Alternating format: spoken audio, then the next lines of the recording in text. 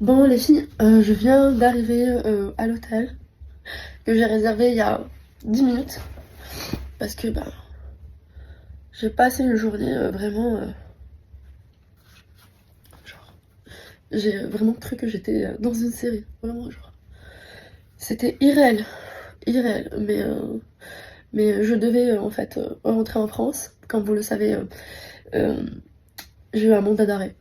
Genre, je trouve ça vraiment très injuste et en fait j'avais deux façons de faire, ou de rester à Bali pendant un an et faire l'autruche, ou rentrer et affronter et me défendre. Et c'est ce que j'ai fait. Parce que, genre, là, je suis juste en train de redescendre. Genre, je sais pas si je dois rire ou pleurer. Parce que jamais de la vie, je me filme. Genre, je fais des stories en pleurant, genre jamais. Mais je vous jure que aujourd'hui, je suis claquée. Vraiment, déjà, ça a été une année très compliquée pour moi. Mais aujourd'hui, ça a été vraiment ce que j'ai vécu quand je suis arrivée à l'aéroport. Genre, c'était irréel. Et je le savais.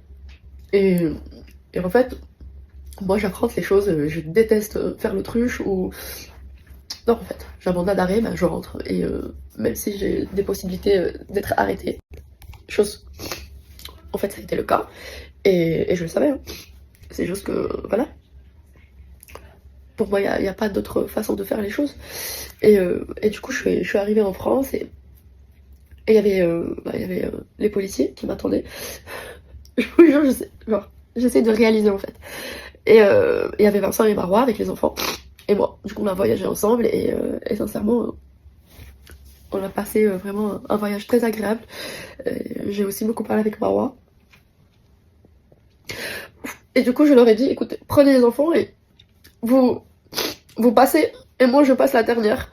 Parce que je sais qu'ils sont là pour moi et en fait, il y a aussi beaucoup de Français et j'ai pas envie il y a aussi beaucoup de Français et j'ai pas envie qu'on fasse des vidéos ni de photos. Du coup, j'ai laissé partir Vincent Marois et les enfants.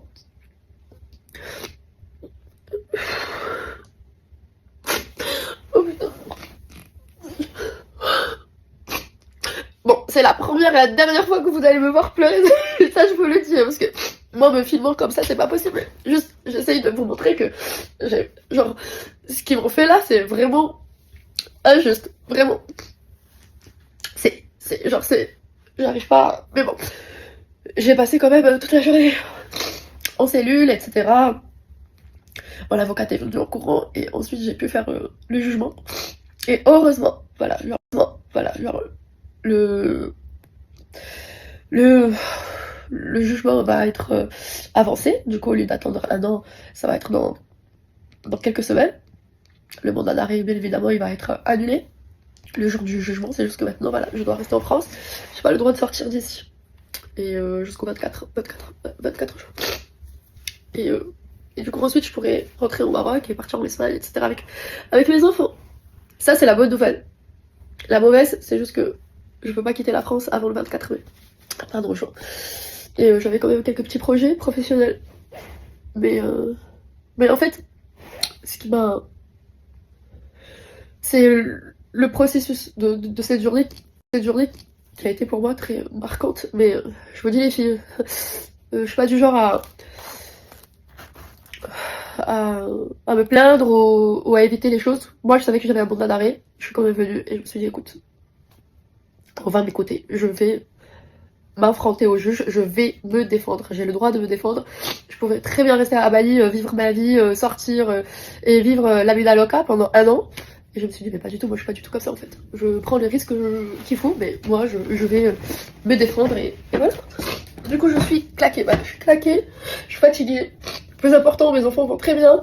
Ils sont avec Vincent et les grands-parents. Du coup, je vais aller les voir après-demain, non, parce que j'ai quand même du boulot à faire.